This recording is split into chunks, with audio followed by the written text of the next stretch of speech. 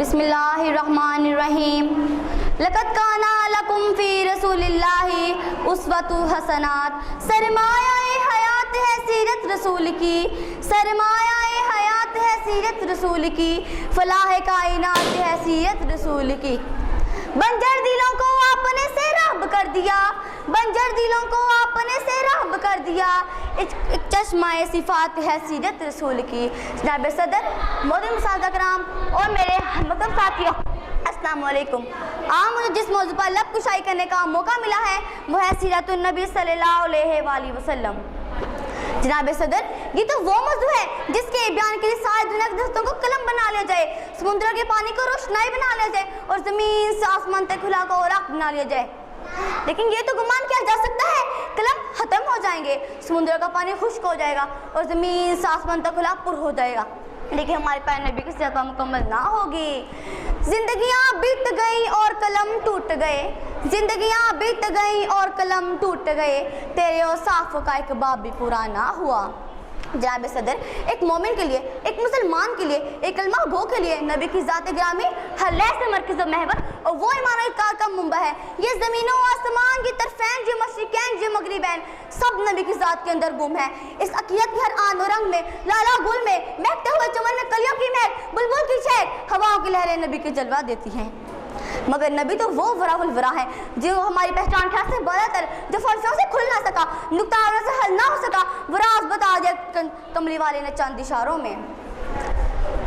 جناب صدر، حضور نے پوری انسانیت کو پیغام نجات دیا. وجود شاہی، نبیت فرونی، حسبیت ابو جہلی کچھ اس طرح سے مٹ گئے کہ دنیا کی کوئی بھی گردش زندہ نہ کر سکی. حضور آئے تو سر آفرینش پا گئی دنیا، حضور آئے تو سر آفرینش پا گئی دنیا، اندھیروں سے نکل کر روشنی میں آ گئی دنیا. سوتے ذہنوں سے زنگ اترا، بجھے چہروں پہ نور آیا، سوتے ذہنوں سے زنگ اترا، بجھے چہروں پہ نور آیا، حضور آئے تو انسانوں کو جینے کا شعور آیا.